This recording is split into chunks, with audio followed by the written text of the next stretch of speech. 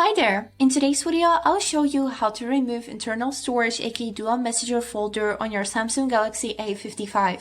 Let's get started. So as a first step, open settings on your phone and then scroll down until you'll find this tab which is named Advanced Features. Click on it and here go a little bit lower and open this tab which is named Dual Messenger. So now you can see that currently I have only one Dual Messenger which is Facebook. So we would need to uninstall it. For that, click on this slider on the right edge and click uninstall. Now as a next step, we would need to go to the files.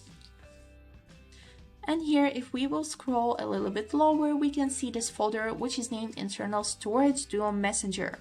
And now we would need to delete this folder. For that, let's go back to the settings, to the tab Dual Messenger.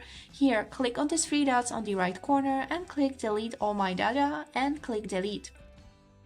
So now is everything done, we can go back to the files and check if the folder has disappeared. And yes, as you can see, it did.